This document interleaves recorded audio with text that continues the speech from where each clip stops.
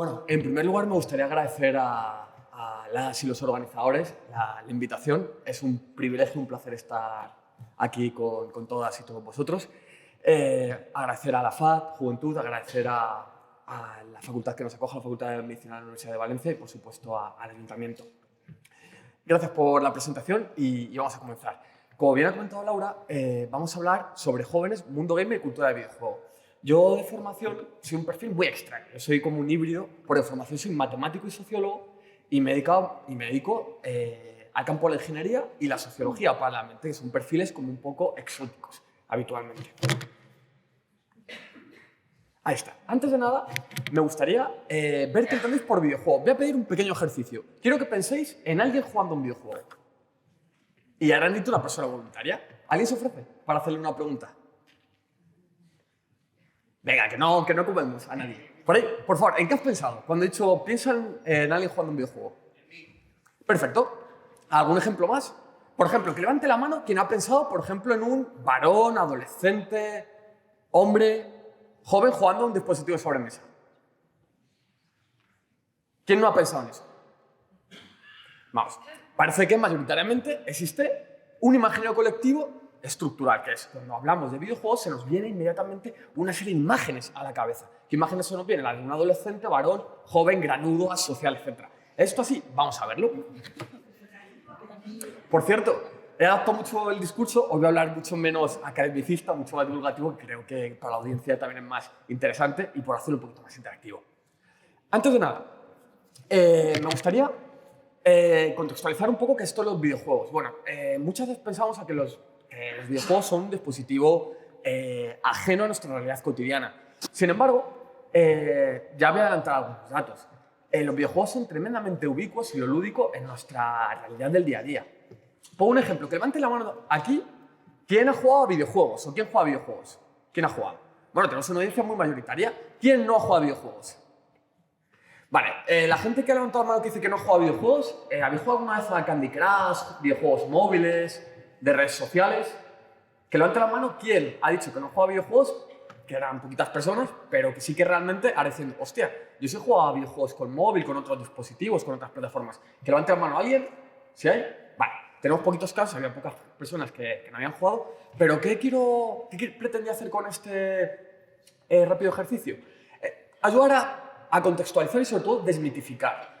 Muchas veces cuando pensamos en videojuegos tenemos la tendencia a creer que es simplemente estar en una habitación jugando de manera aislada. Vamos a ver que para nada más lejos de la realidad. Por otro lado, si bien los videojuegos de uso comercial, los primeros antecedentes los tenemos en los años 60, es cierto que son los años 80 cuando explota la burbuja a nivel más comercial, a nivel industrial. De hecho, los años 80 son conocidos internacionalmente como la década dorada del desarrollo de software. ¿A qué voy con esto? Los videojuegos como tecnología digital, como TICO, como TRICO, que son otras formas de denominarlas en la actualidad, como ya antes comentó Beatriz, no nos son para nada ajenos. Incluso las personas que dicen que no juegan, vamos a ver que sí que juegan mucho más de lo que piensan. ¿Por qué? Porque para empezar, no podemos entender los videojuegos de una manera aislada o entender que los videojuegos son un dispositivo ajeno a la cultura o a la realidad cotidiana. ¿Por qué? Porque los videojuegos son un medio más dentro de lo que llamamos una ecología mediática. ¿Qué quiere decir? Muchas de nuestras prácticas de consumo, de práctica, de ocio, de entretenimiento, se realizan a través de una serie de dispositivos. Dispositivos tecnológicos o sociotécnicos y mediaciones digitales. ¿Qué quiere decir esto? Que he utilizado aquí varios tecnicismos. En primer lugar, cuando hablamos de nuestra interacción cotidiana, nuestra realidad de práctica social habitual, tendemos a hacer una diferenciación. Hablamos de realidad cara a cara o realidad online. Bueno, pues esto es muy falso. Antes lo comentaba Beatriz, hablaba de que a veces hablamos de los videojuegos o la tecnología como un entorno, una realidad irreal. Pues nada, yo le hago una pregunta. ¿Qué porcentaje de vuestra interacción o sociabilidad diaria o cotidiana ocurre mediada digitalmente? ¿Qué es esto de mediación digital? Es que la forma en la que interactuamos se realiza a través de un dispositivo tecnológico. Por ejemplo, a través de WhatsApp, a través de Telegram, a través de redes sociales. Pues voy a dar una noticia. Ya desde 2022, un 52% de nuestras interacciones sociales son mediadas digitalmente. ¿Qué quiere decir? Que el 52% de nuestra realidad cotidiana es irreal. Para nada. Lo que ocurre es que, progresivamente, la tecnología ha permeado de manera más ubicua en nuestro día a día a todos los niveles. Pensad lo siguiente. Hay un concepto que se llama traza digital, que son todas las improntas o huellas digitales que dejan nuestras transacciones e interacciones en nuestra realidad social. De hecho, las trazas digitales son un campo del data science o de la ciencia de datos importantísimo porque nos permite parametrizar, traquear, detectar patrones de consumo, tendencias o hacer análisis de todo tipo, desde análisis estructurales o de redes sociales a modelos matemáticos predictivos de muy diverso orden. En nuestro día a día estamos generando ingentes, masivas cantidades de datos que registran o capturan todo tipo de conductas, de prácticas, de discursos, de hegemonías. Entonces, ¿qué está ocurriendo con los videojuegos como ejemplo de tecnología ubicua o social? Que se han convertido en un espacio de interacción y de configuración, de renegociación de identidades, de cultura, de reproducción de estructuras sociales, de aprendizajes, como veremos. Os voy a dar un ejemplo. En nuestro día a día, ¿quién de aquí utiliza aplicaciones móviles? ¿Hay alguien que no utiliza ninguna aplicación móvil? Bueno, os doy el dato, la penetración en España de los dispositivos smartphones es de un 97,8%, es prácticamente la totalidad, pero ¿os suena alguna de las aplicaciones que utilizáis que tenga mecánicas o funcionalidades que pueden remitir o recordar o evocar algo lúdico o a un videojuego? Por ejemplo, sistemas de clasificación, de puntos, de baches o de insignias, de fidelización. ¿Qué quiere decir esto? Que, aunque tenemos a pensar que el videojuego es simplemente un cartucho, lo lúdico, o mejor dicho, lo videolúdico, está presente en muchos espacios tecnológicos en nuestra realidad social y cada vez más. Pongo un ejemplo. ¿Quiénes son lo que son los escape rooms o las salas de escape? O, por ejemplo, las experiencias de visita las bodegas de Marqués de Riscal en la Rioja Alavesa y siéntete por un día como un connoisseur o como un catador profesional. A nivel sociológico hemos detectado cómo en las últimas 2 décadas, especialmente post-pandemia, se han disparado todo el consumo de lo que llamamos servicios experienciales. ¿Qué quiere decir esto? Es decir, tradicionalmente, a nivel marketingiano, a nivel comercial, diseñamos, o todo el campo de la actividad social, del marketing y del consumo, se centraba en el diseño de productos. Pero ahora, cualquier producto que nos rodea es un servicio, es una experiencia. Ya no consumimos meramente un bolígrafo, un ordenador, sino que cuando vamos, por ejemplo, a un Starbucks a consumir un café, lo que estamos haciendo es pagar por una experiencia concreta. Pues todo este tipo de experiencias se encuentran altamente ludificadas. Esto es un ejemplo para contextualizar y desmitificar lo que son los juegos y para que veáis cómo el juego está mucho más ubicuo y permeado en muchísimos espacios de nuestra realidad, en nuestros territorios de sociabilidad. A nivel un poco económico, algo que sorprende es conocer que son la primera industria del ocio, la cultura y el entretenimiento. Pero sorprende más saber datos de 2022 que nos facilita EBI, la Asociación Española del Videojuego, pero también son consistentes con ISFE, que es la International Software Federation of Europe, que el 54% de todo el dinero o el volumen de ingresos generados por todas las industrias culturales, del ocio y el entretenimiento lo facturan los videojuegos. Esto sorprende. Y os voy a dar otro dato. Por ejemplo, ¿conocíais que el producto cultural más caro de la historia es un videojuego? ¿Esto lo sabíais? Pero más allá de eso, por ejemplo, Candy Crush. Utilizo Candy Crush como ejemplo porque es un juego que ha tenido muchísima penetración, pero sobre todo es muy conocido, muy reconocible. ¿Cuántas descargas crees que de usuarios únicos, desde móviles diferentes, que tuvo en su primer año de lanzamiento? Decidme una cifra. ¿Cuántas descargas estimáis que puede tener solo en su primer año? 1.000 millones. Eso es muchísimo. Somos 8.000 millones de habitantes en el planeta. Eso sería... Tuvo 500 millones de descargas el primer año. En la actualidad ha tenido más de 2.000 millones de descargas. Lo que quiere decir que 1 de cada 4 habitantes del planeta ha descargado en algún momento Candy Crush. Ningún otro artefacto o dispositivo cultural tiene este nivel de penetración. Ninguna serie, ninguna película, ninguna pista musical ha llegado a estos niveles de penetración ubicua. ¿Vale? Voy a avanzar un poquito. Os traigo algunos datos. En España actualmente, además, es muy interesante porque todos los estudios que manejamos dan resultados muy consistentes. Independientemente de las fuentes, siempre hay pequeñas variaciones por cómo se ha realizado el estudio a nivel muestral, por las cohortes a las que iba dirigida, pero sí que encontramos que hay algunos datos muy interesantes. En España, por ejemplo, la dedicación media a videojuegos semanal es de 7,5 horas y no ha dejado de crecer desde la pospandemia. Es verdad que durante la pandemia previamente era muy alto, son 5 horas, pero hemos encontrado un cambio en la tendencia de consumo. Hay un cierto cambio social que ha acelerado no solo la penetración de estos dispositivos en nuestra socialidad, sino que también ha aumentado la intensidad de uso. Esto es una tendencia muy interesante. Por cierto, aquí solo estoy dando datos de juego directo, pero otro ejemplo, otro elemento que quería desmitificar es que no hay que entender meramente la industria videolúdica como simplemente jugar al videojuego, sino que también es parte de la industria del videojuego toda la cantidad de contenidos que generan influencers, streamers, toda la cantidad de guías, de fanfiction, de productos culturales asociados a lo videolúdico. De hecho, esto lo podrá contar Rocío mucho mejor que yo, pero en el top de streamers o de youtubers con mayor número de seguidores a nivel internacional, tanto nacional como internacional, disculpadme, muchos de ellos empezaron haciendo y siguen haciendo contenidos relacionados con lo videolúdico. Corrígeme, Rocío, que seguro tienes el dato, pero si pensáis como los referentes, en España, si no me equivoco, el top 3 son Auronplay, Ibai Llanos y el Rubius. Sí, ha podido cambiar, pero más o menos estaría ahí. Pues los tres empezaron haciendo contenidos y siguen haciendo a día de hoy contenidos relacionados con lo videolúdico. Esto también es industria del videojuego. ¿Qué quiere decir? Que nuestros jóvenes y adolescentes tienen como referentes y están expuestos a una realidad social y media tecnológicamente muy diferente a la que conocíamos.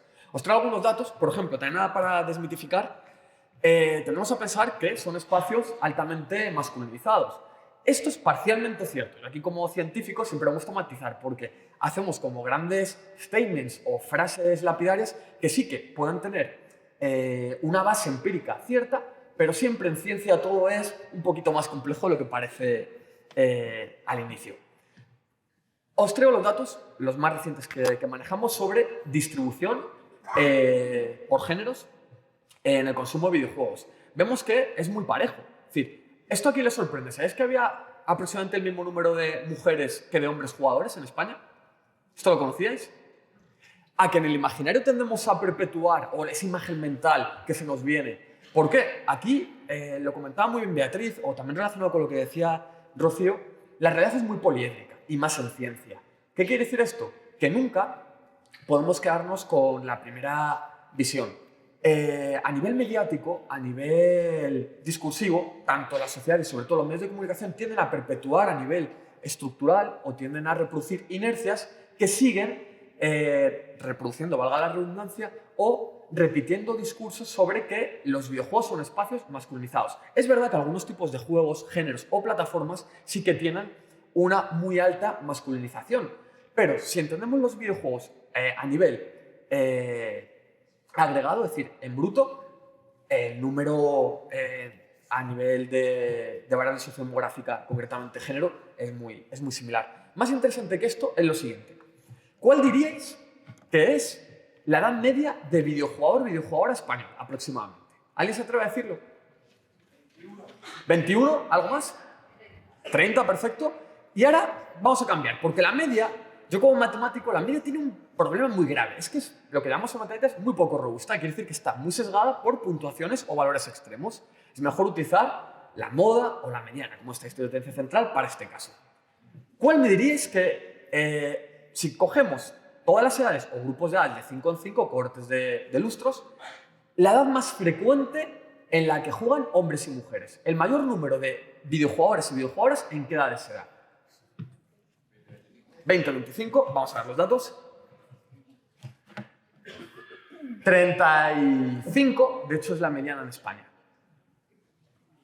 Tendemos a asociar todavía que los videojuegos son algo infantiloide, propio de adolescentes. Para nada, los videojuegos son absolutamente ubicuos. Es verdad que están muy presentes en la realidad cotidiana de los adolescentes y jóvenes, concretamente datos cercanos al 90%, el 87,4%, pero lo interesante de esto es ver Bueno, esto se debe a que haya tan pocos jugadores a nivel, estos son datos en bruto, que quiere decir que la propia pirámide demográfica, su base, tiene menos población que estadios o cohortes más avanzadas de edad, lo que hace que los videojuegos más comunes en España, también en Europa, o es una tendencia internacional en países occidentales, se den entre los 30 a los 40 años. ¿Qué ocurre? Que el tipo de juegos que se consumen a estas edades no son tan habituales con lo que tenemos a pensar. Pues hay mucho juego móvil, por ejemplo, la penetración de juego casual es muy alta, pero también muchas de estas cohortes llevan largas trayectorias de consumo y juegan a todo tipo de dispositivos y de géneros. Ahora ya nos vamos a centrar, después de esta pequeña introducción, para tratar de desmitificar un poquito y decir, uy, pues a lo mejor los videojuegos son una cosa algo diferente a lo que tendemos a pensar, también porque los discursos mediáticos nos permean, no tenemos tampoco capacidad, porque siempre hablamos de que es muy importante cultivar o desarrollar un espíritu crítico. A mí eso me parece, ese pensamiento crítico, algo fundamental. Pero por otro lado, yo también creo que no podemos delegar toda la responsabilidad en la audiencia, sino que también tenemos que abogar o aspirar a que haya responsabilidad de figuras clave, que los propios medios también traten de evitar reproducir toda una serie de repertorios o discursos que dan una imagen sesgada, tan sesgada de la realidad. Esto pasa a nivel publicitario, marketingiano, comunicativo, en todos los niveles, incluso a nivel científico. En la propia academia, yo tengo que hacer un ejercicio de autocrítica, muchas veces nos encontramos que se reproducen estos tipos de discursos y no voy a entrar en una causa, Beatriz lo comentaba, las causas siempre son multifactoriales, yo como matemático lo tengo muy claro, pero desde luego yo creo que es un reto que es colectivo, que desde distintas agencias, espacios, actores, tenemos que repensar y sobre todo aspirar a hacer ese ejercicio de pensamiento crítico, porque al final es un problema social. Yo a veces soy un poco crítico porque, y hablo del problema del enfoque, me da la sensación que con toda la bondad o buena intención solemos buscar el foco del problema y dirigir la atención o bien hacia la tecnología o bien hacia los jóvenes. Pero como ahora veremos, si bien esto es importante, muchos de estos problemas son de base social. ¿Qué quiere decir que son de base social? Que lo que están haciendo es reproducir problemáticas que están muy arraigadas en la estructura social, en las normas, en los hábitos más cotidianos, en la moral, en las ideologías, que no son un problema de tecnología. La tecnología al final es un impacto donde se co-crean este tipo de discursos, de ideologías, de dinámicas, pero que ese problema es estructural. Entonces, a veces tendemos a actuar o poner el foco en espacios que no son la raíz del problema desde mi punto de vista. Bueno, y sobre todo porque a nivel empírico también tenemos ingentes cantidades de literatura científica que evidencian cómo dirigir la atención única, de manera unidireccional, tanto a estos dos colectivos, es absolutamente poco fecundo. Me estoy enrollando, disculpadme, me encanta hablar de videojuegos. Quería compartiros aquí una introducción un poquito más propia de las ciencias sociales, más sociológica. Videojuegos. Voy a hacer una muy breve introducción.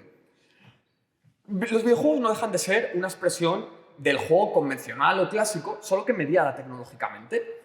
¿Creéis que el juego tiene importancia? Aquí tenemos, me consta, muchísima gente que viene del campo de la pedagogía, formadores, psicólogas y psicólogos, profesionales de la intervención con jóvenes. ¿El juego es importante a nivel sociocultural?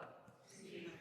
Importantísimo. ¿Os habéis oído hablar alguna vez de Johan Huizinga, historiador holandés, años 50, o de su discípulo, en este caso un sociólogo llamado Roger Caullat? ¿Os suena alguna de estas personalidades? Ha tenido mucho impacto en el ámbito de la pedagogía, por ejemplo, o en el ámbito de los game studies o el estudio científico de lo relacionado con lo lúdico. ¿Qué nos dicen? Tienen muchas investigaciones empíricas en las que ellos defienden, yo no sé si será tan así, pero desde luego es muy importante, que los videojuegos son el principal, los videojuegos no, el juego, perdonadme, y los videojuegos como extensión tecnológica de ello, el principal mecanismo de transmisión cultural, especialmente en los estadios iniciales de nuestra vida. Es decir, ¿cómo nos aculturizamos o cómo nos socializamos cuando somos niños y niñas? ¿A través de qué mecanismos? Esto, desde la psicología, por ejemplo, Jean Piaget lo tiene muy claro también, a través del juego. El juego nos da, o es el vehículo a través del cual nos empapamos, absorbemos todo el compendio, todo el conjunto de normas, de ritos, de liturgias sociales, de cultura que moldean nuestra subjetividad, que nos conforman como sujetos sociales. Es decir, ahí es donde adquirimos todo el conjunto de prácticas y de imaginarios de qué es apropiado e inapropiado, qué es deseable, qué no. Es decir, absorbemos la cultura. Pues el juego es un vehículo incomparable con otros, porque el juego es el principal transmisor en el proceso de adquisición de habilidades, aprendizajes, destrezas, competencias relacionadas con la vida social. Uf, esto es muy grandilocuente lo que acabo de decir. Pero realmente, como os comentaba, los videojuegos son un espacio único. ¿Por qué? No solo son reproductores, esto siempre se dice en la literatura, decimos, oye, los videojuegos son espacios en los que los distintos sesgos, ideologías, formas y prácticas desigualitarias, de violencia, de exclusión, se reproducen, que por supuesto es cierto, pero yo hablo de reproducir. Ese re lo pondría entre comillas. ¿Por qué? Porque si bien son espacios en los que la estructura social o todo el conjunto de prácticas, de valores, de ideologías, de cosmovisiones se improntan en los espacios de videojuego, por otro lado también son espacios de interacción en los que se generan nuevas formas de práctica, nuevas expresiones de violencia en las que se dirimen o se están debatiendo problemáticas sociales de calado. Luego se trae un montón de ejemplos, pero los videojuegos, en su sentido más puro, son espacios de socialidad y de creación de cultura. Son un artefacto cultural, son muy importantes a nivel económico, pero a mí lo que más me interesa es que son un espacio de socialidad y cultura, con todo lo que implica. Son espacio de nuestra realidad cotidiana. Por eso ya creo que es importante romper. Antes hablaba de que siempre hablamos de la diferencia entre lo real y lo irreal. Muchas veces decimos, los juegos son tan reales como cualquier otra práctica. A mí me gusta utilizar un término que se llama continuum online-offline. De hecho, realmente nuestra realidad cotidiana puede darse, como ahora, totalmente analógica, que no es cierto que es totalmente analógica, porque esto es una mediación tecnológica lo que está ocurriendo ahora mismo, o parcialmente mediada o totalmente mediada tecnológicamente. En todo este espectro, que realmente son redes imbricadas de prácticas más o menos mediadas tecnológicamente, opera nuestra realidad cotidiana. Algo muy importante es que hemos observado, hemos constatado cómo en los últimos años se ha producido una plataformización o apificación de la vida social. ¿Qué quieren decir estos conceptos?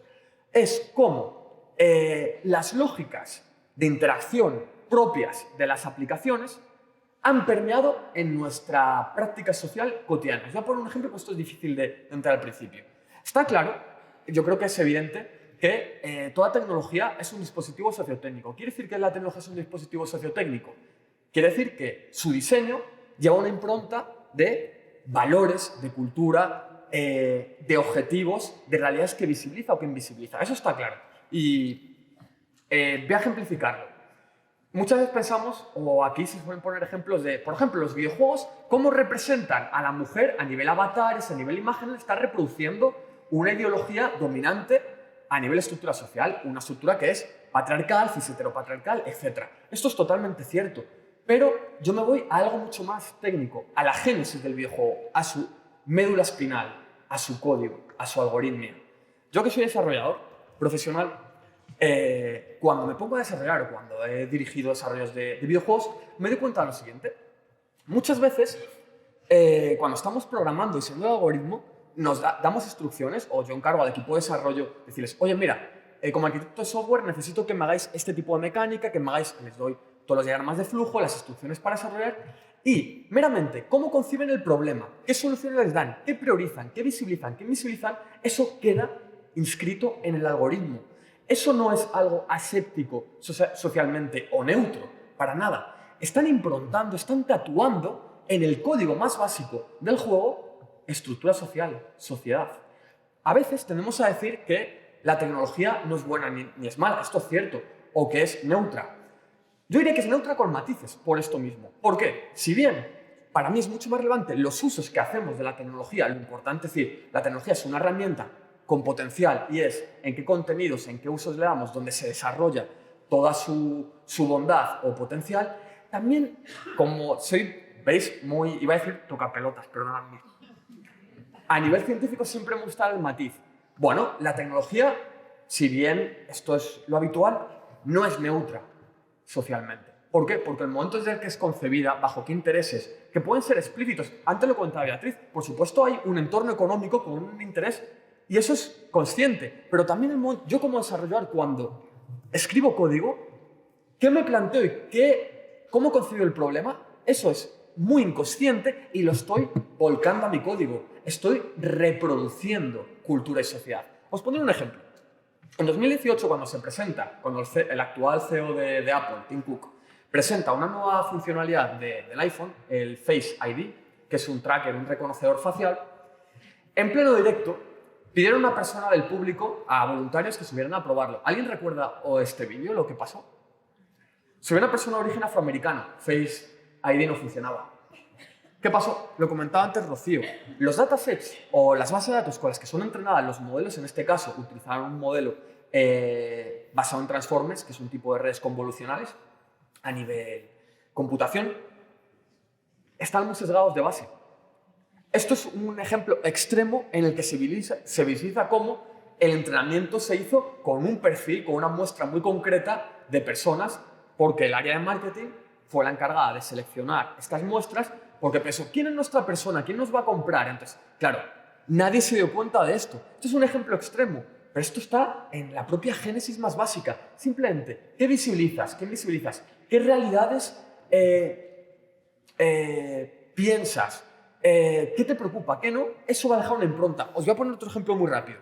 Pensad en los repositorios de emojis de WhatsApp. Ahora han cambiado mucho, pero originalmente, los repositorios de emojis los gestiona Unicode Consortium o el consorcio Unicode, que es un consorcio de megacorporaciones en la que hemos delegado la capacidad de la comunicación digital. No hay ninguna empresa pública, ninguna entidad pública, son un conglomerado de empresas privadas las que deciden qué emojis y cuáles no entran en los repositorios que luego son el estándar de comunicación digital, como ASCII. Pensad qué formas de diversidad incluyen. Por ejemplo, ¿me sabéis decir qué porcentaje de comidas que se incluyen son occidentales o asiáticas? Os lo digo yo, el 98%. Pensad una comida africana que me permita poner el emoji. Esto es un ejemplo, estoy dando ejemplos extremos porque creo que son intuitivos, pero ¿qué quiere decir esto? Que la cultura, la estructura social y todo el conjunto de prácticas violentas, formas de privilegio, de opresión, formas de exclusión y de reproducción hegemónica están muy presentes en cualquier tecnología y en los videojuegos de una manera, iba a decir exquisito, porque a nivel investigativo técnico me parece que es un ejemplo muy, muy bonito para ver, pero realmente es dramático. Esto que habla de plataformización y amplificación de la vida social, ¿qué quiere decir? Muchas lógicas de interacción con las plataformas o con los videojuegos ya tienen un efecto dialógico en el que ya influyen nuestro modo de relacionarnos. Por ejemplo, ¿queréis que entre las cohortes adolescentes y jóvenes la existencia de Tinder ha afectado a cómo ligan actualmente? Sí. Aquí vemos cómo Tinder, como aplicación, reproduce las lógicas del capitalismo tardío, de monetización, de valor de mercado, de relación, y eso ha cambiado totalmente la forma en la que nos relacionamos en nuestra realidad cotidiana.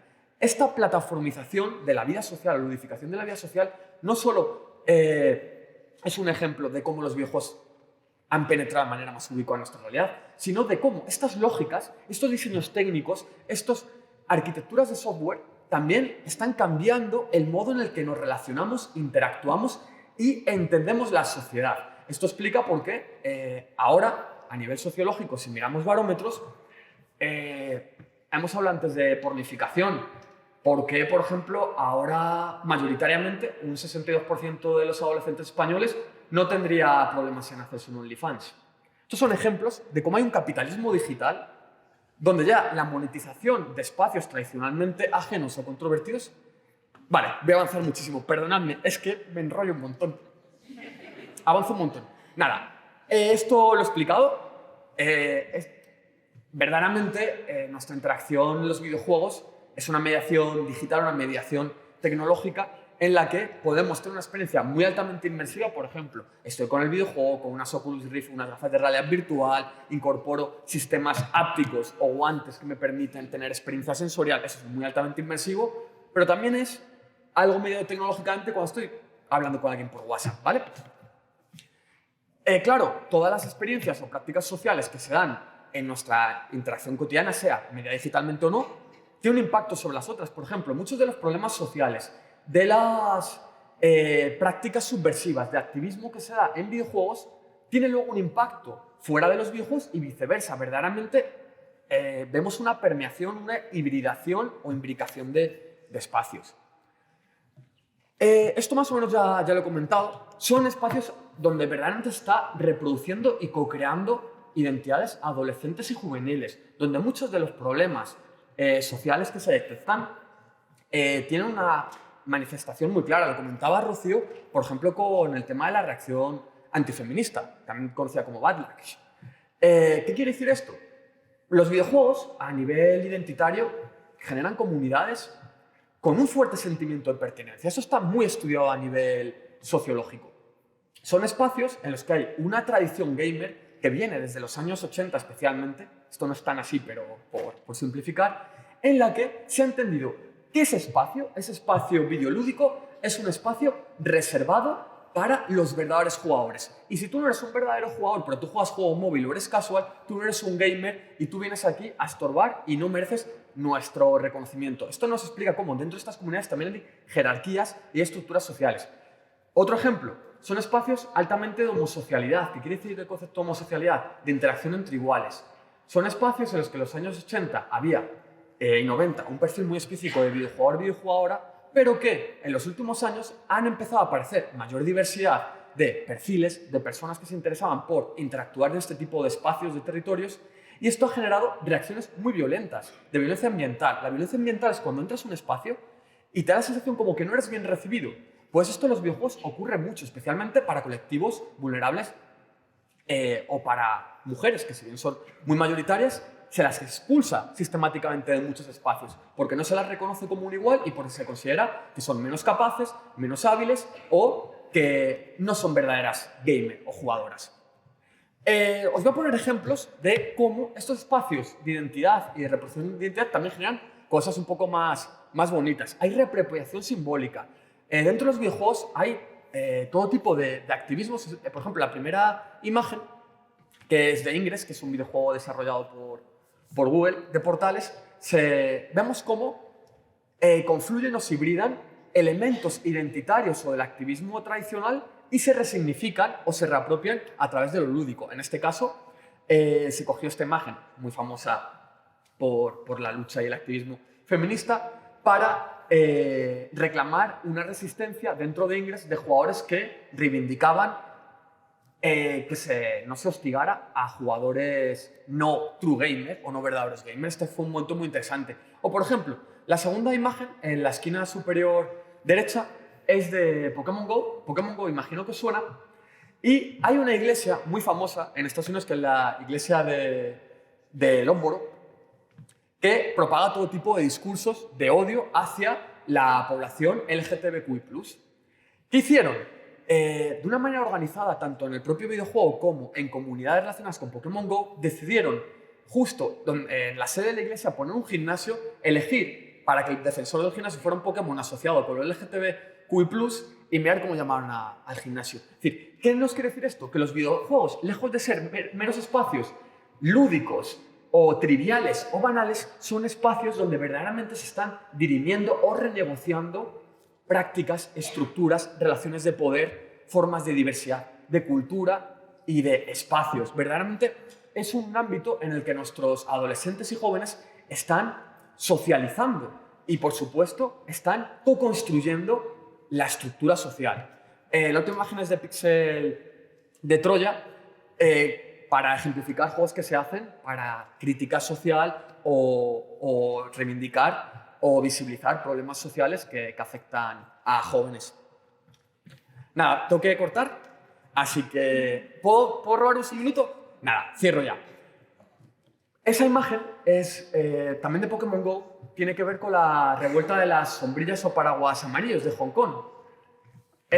Como el gobierno chino prohibió los actos de concentración o reunión política, se utilizó Pokémon Go para reunir a jugadores que iban a cazar Pokémon y verdaderamente el videojuego fue entendido como un medio de protesta social. A través del videojuego, si se les permitía reunirse y van a espacios, no, es Alicia en la policía, estamos aquí cazando Pokémon. Y verdaderamente estaban haciendo un acto de reivindicación. ¿Qué quiere decir esto? También entender el potencial político, activista, subversivo que tiene este tipo de espacios. Hemos hablado de varias potencialidades. Son espacios de creación cultural colectiva, de transformación social, donde aparecen toda forma de disidencias, redes y mallas afectivas, de aprendizaje.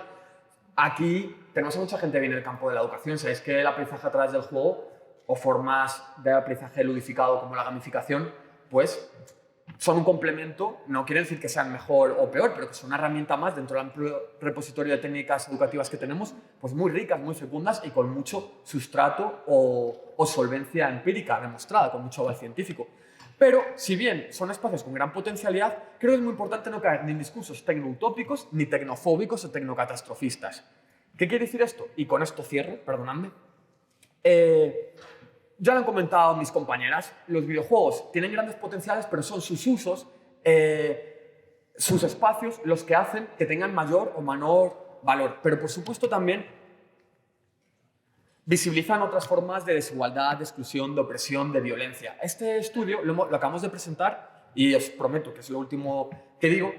Y hemos hecho un estudio sobre los usos del espacio y la interacción a nivel sociabilidad en GTA Roleplay. ¿Qué hicimos? Dentro de GTA Roleplay metimos un algoritmo de traqueo de información. ¿Qué hacía este algoritmo? Registraba o capturaba todas las prácticas que hacían a través de logs los usuarios y usuarias registrados o jugadores de este servidor. Así, de tal modo que todos sus movimientos, interacciones quedaban capturados. Por supuesto, había un consentimiento informado, por supuesto, todo anonimizado y bajo una investigación ética y una praxis científica ética, creo que es fundamental y negociable. No podemos violentar a personas que ya sufren violencia. Aquí vamos a ver que hay colectivos muy vulnerables que la sufrían. ¿Qué hicimos?